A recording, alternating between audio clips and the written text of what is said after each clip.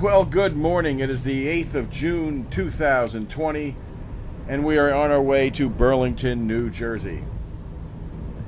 We are just now getting ready to cross the Burlington-Bristol Bridge, which, as of the recording of this video, is 89 years old. This here is a truss bridge that lifts straight up to allow large vessels to travel beneath it. Now, you can't see it in this video, but to my left is a 300-acre island, and it's known as Burlington Island. In 1917, the island was home to what was known as the Island Beach Amusement Park, but it remains abandoned since 1934. The only ride ever to be salvaged from that park is still in use today, and you can find it at Seaside Heights Amusement Park down the shore of New Jersey.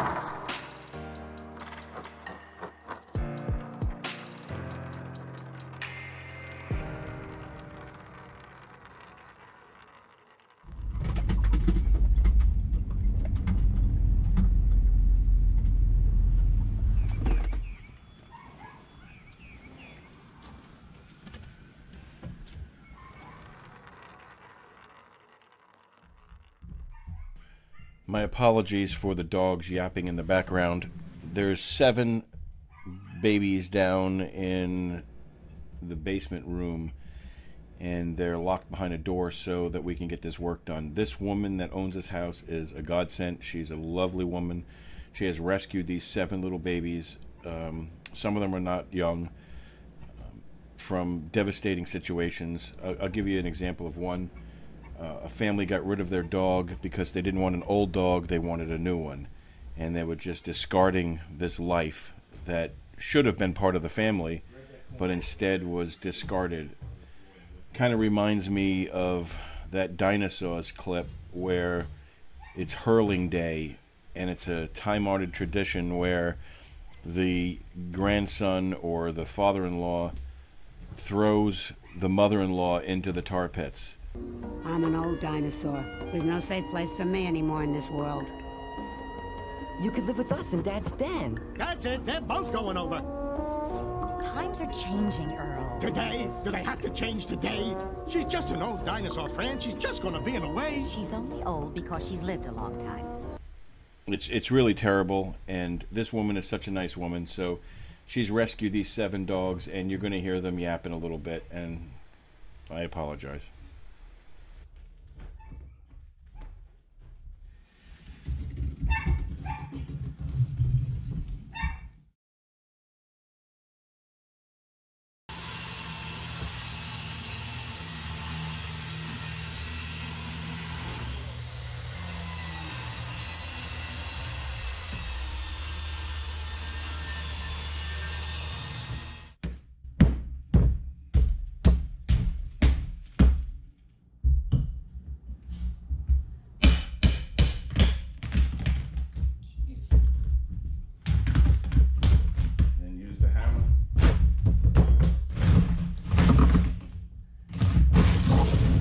It's actually old hardwood flooring that's down there, not plywood.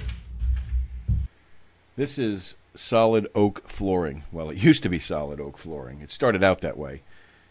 And if you don't know the difference, it's not like a softwood, like a pine or a fir. This is a hardwood. And the water has been leaking into this area for such a long time that some areas of this floor are paper thin because of it. So it ate through 3/4 of an inch of solid oak flooring over the course of however many years. I'm not really sure. I know that when you stepped on the floor going out the door, your ankle would go right through to the dirt below. So she was very nervous about that and only stepped onto the areas where the floor joists were. And as we get into this, well, you'll see what the floor joists look like.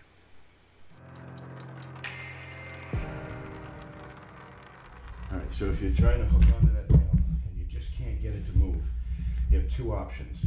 You can take another hammer or something like this, and you can hit the hammer, or if you're afraid of doing that, see that teardrop?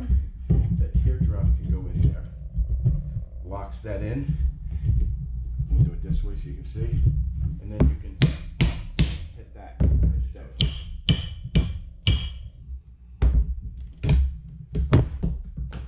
There you go, right in the pile. Good point.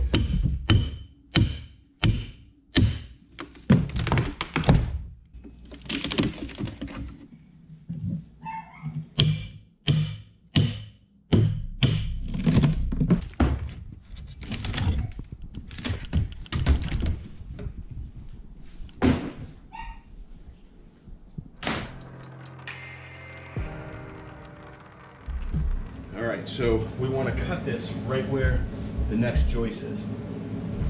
So we're going to measure underneath of here to the joist, and this side of the measuring tape is on 16 inches. So we bring that back to the top here, and we bring that 16 inches to the end. But that's to the end of the joist. We want to be in the middle. Joist is 1.5 inches wide. Half of that is 3/4 of an inch. So we move this to 16 3/4 inches, and that's where we make our mark. That's the center of that joist. Now we're going to be actually bringing this new subfloor right up to the door. We're not going to leave this end here. But take a look at this diagram that I drew. This represents 3-floor joists with subflooring on top of it. And it's important that the subfloor meets halfway in the middle of a floor joist. This way, when you butt a new piece of subfloor up against the subfloor that's already fastened in, they both can meet on that one joist and have stability on the end. I'm teaching Kitana how to do this on this end, and now let's watch her do it on the other end. So you're at 16, roughly 16.5, right? Yeah. Okay, so what do you have to add to that measurement to get to the center of the joist that we can't see over here? You said it's there. Measure this. What's this? What's the width of this? Pull your measuring tape back and measure it. Oh, I was gonna. It's 1.5 inches, right? Yeah. So what's half an 1.5 inches? Quarter. 3/4 of an inch. I'm thinking of. So you're at 16.5, and you got to add 3/4 of an inch. 17 1/4. Yeah. So now line 17 1/4 up with the end of this piece of wood. Take it out. Put it on top of the wood now, up here. Line it up at 17 1/4. And that's the center of your joist right there. That's where you'll make your mark. Well, you're at 17.5. It moved on you. You can pinch this with your finger and drop that. Let that hang, and now draw your line right at the end of that. Thank you. You're working a little awkward. I am. All right, so now you're going to do the same thing over here. You're going to measure this side, see what the distance is.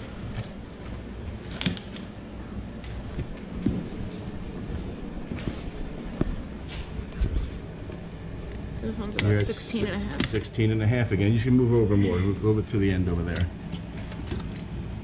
16.5. Okay, so it's the same measurement. So that means you got to line it up with what? 17 1/4? Yeah. Okay, so put it on top of the wood. Line it up with 17 1/4 inches. Pinch it and drop. And then make your mark over here. Thank you. Oh. And that's the center of the joist. So now you're going to do is draw a line between those two lines, and we should be good.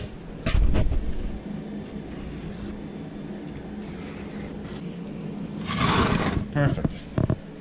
That's where our joist is. So Kitana's cleaning up all the edges here, pulling out all the nails, making sure all of the old flooring is pulled up, because some of it's still stuck down to the top of the joist like that. I'm straightening up the edge here. It's 44 inches from the wall to here, running along this whole length. So that's a little bit narrower than a sheet of plywood. And this is what it looks like over here in the corner. This is at two different planes, really. So we need to put something on top of the blocks or on top of these pieces of plywood that they're using as shims to bring it to the same height as this, so the floor can end right in here. It's the house that Jack built. My father used to say, anytime you found something screwy like that, it's the house that Jack built. You don't know Jack. I don't know if you've ever played that game, but it's a PC trivia game, and it's so well designed. It's so fun. Anyway, what we're doing here is putting a block of 2x6 on the ground, and we scribed a 2x6 to the top of the joist. Now, I didn't use pressure treated here because during a rainstorm, I had this open. I had her look in here, and she said it was a torrential downpour outside, and it wasn't getting wet in here. But what I did notice was the end of the joist, they sit on top of a concrete block, as part of the retaining wall that is around this addition. The problem is the dirt outside is at the height of that ledge that you see my hammer sitting on. So it's a good foot higher than where the joists sit on the block. And I told her she should have a landscaper pull all that dirt away to a height of 48 inches from the bottom of the window down, and then it would be below the joist. Because right now I see some signs where the joists are beginning to have some water damage, but they're 30 years old, and it just seems to be starting. Now, not only are we going to be doing this to every joist, but we're also going to be staggering blocking, like when you're building a deck. So what you see here is you see the staggered blocking in between all of the floor joists. This will prevent the joists from moving laterally should they become rotted away inside that block wall. And then the vertical supports will keep it from sagging. The right thing to do is to take away all of the dirt from outside so that there's no chance of water coming in here. But I want to make sure that our repair stands the test of time. I told the customer that if she has a problem with her floor again, or if there's a major hurricane, stand on this portion, because this portion is going to stay right where I put it. I can't vouch for the rest of the floor.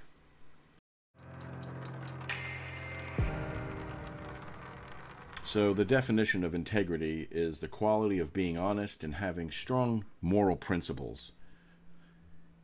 One of the things that I pride myself in and have my entire life is that I do what's right and I do what's expected of me, even when nobody's watching. So whoever built this room left all of the scraps of lumber that they used on the flooring and subfloor underneath of the structure. Mainly in this corner, because when I looked under the flooring elsewhere, I didn't see any garbage. It's just a clear run all the way to the other side of the room. But there's an awful lot of scraps down in here. So the homeowner's at work today, and I don't think it's professional to leave a mess hidden just because somebody can't see it. So I'm cleaning out all of the bays between the joists here, and we're going to dispose of this debris properly. The problem with leaving wood in a location like this is it can draw termites, and it can draw carpenter ants, and then the homeowner's got a problem and doesn't even know what the source is. All right, there's what it looks like all clean.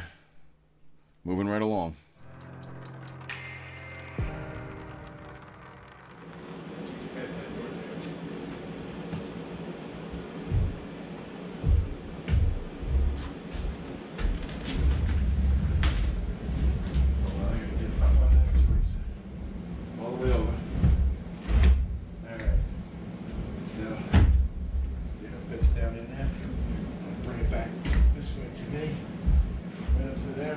So now what we need to do is we need to notch it so that it fits into here perfectly.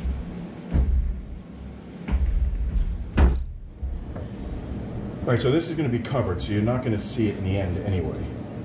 So what I do is I take and I put this right into the corner and put it where you know it's gonna fit to. It's going to fit right to there, and I put this under that, because this will slide under that. I don't have to be out here on the end of it and leave all that hollow space under it. You see what I'm saying? Mm-hmm. See, go right underneath of there and draw your line. You're going to draw it on this side because this is the side representing the wall. Yeah.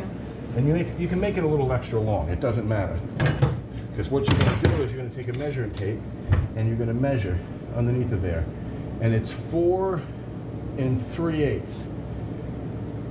I'm not going to make it 4 3/8. I'm going to make it 4 1/4, just so that I have some wiggle room. So then you're going to take right down here, go 4 1/4.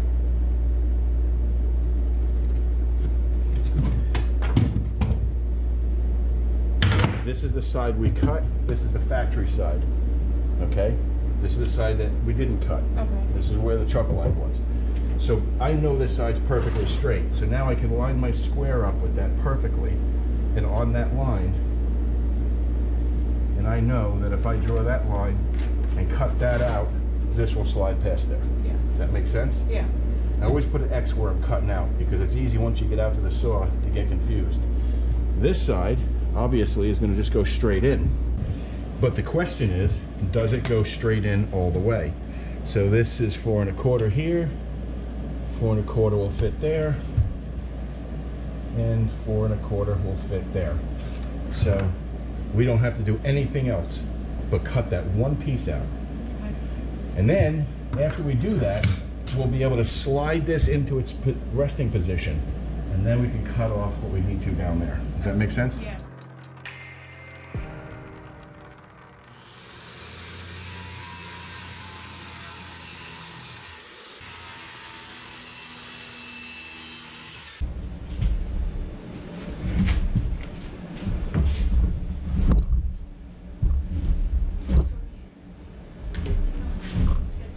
It's got to get pushed down so it slides under over there, and then it's got to come towards you a little bit.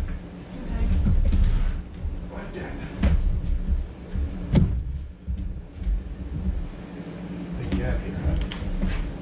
It's got to go in more than that. Apply downward pressure right there. Yeah, while I push. Not moving? No, that moved. Actually, a lot better, but it's got to go in more on that side a little bit. Actually, that's perfect right there.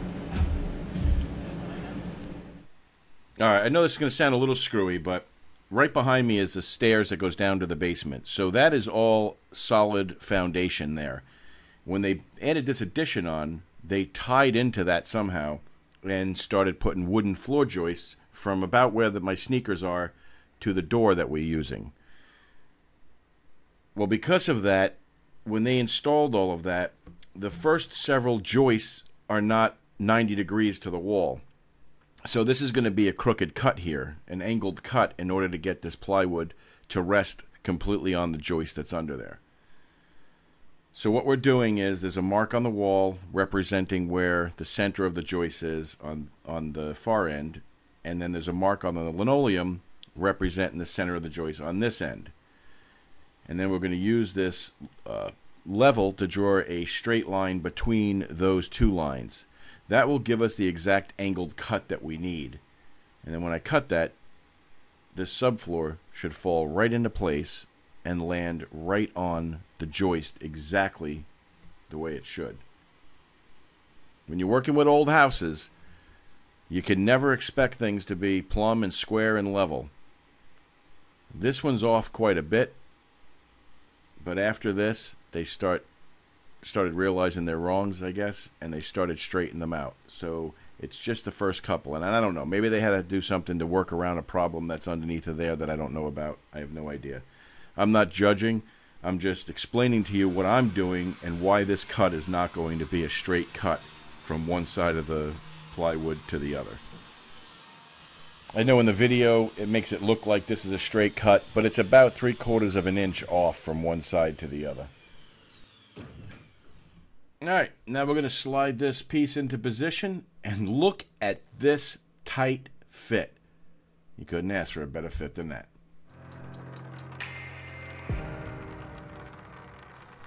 Kitana is mapping out where the floor joists are beneath the subfloor.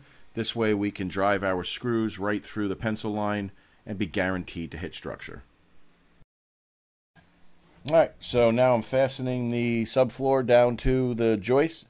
This first joist here, where it's shared with the existing floor, we're going to toenail them in at about a 30-degree angle so that they have some structure to grab into. The rest of them will follow Kitana's lines, and, well, Kitana will follow her own lines because she's going to do the rest of it after here. And you can just go straight down and right into the joist.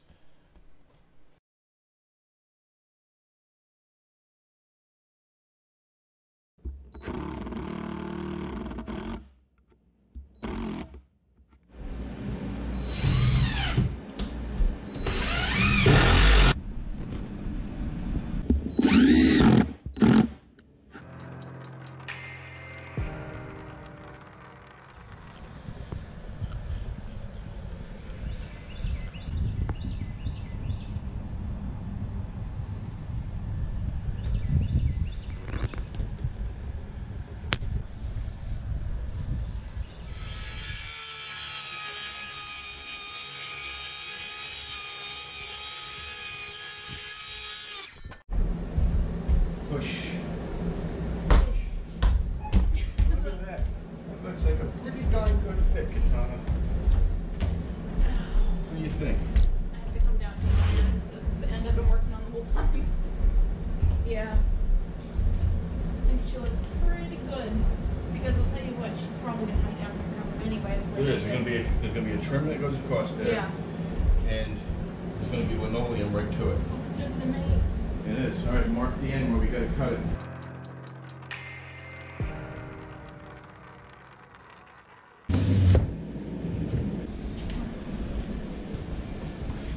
Nice. Very well. Very good fit, Kitana. Very good fit. You measured it well. Thank you. Alright, so the underlayment's going to be put in with ring shank nails. Ring shank nails have grooves on them. So when you drive them into the wood, they don't back out easily. You see the grooves? Mm-hmm.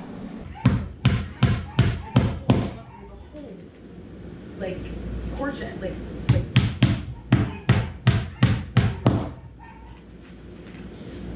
crazy.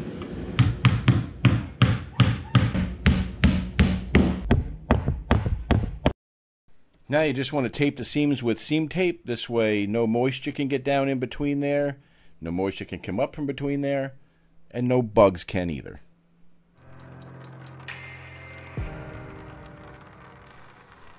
So I'm just taking a piece of the old linoleum and tacking it down over the new subfloor. This way, if she comes in during a rainstorm until the new linoleum is laid, she doesn't get the floor all wet. Just kind of protect it, kind of like a mat would.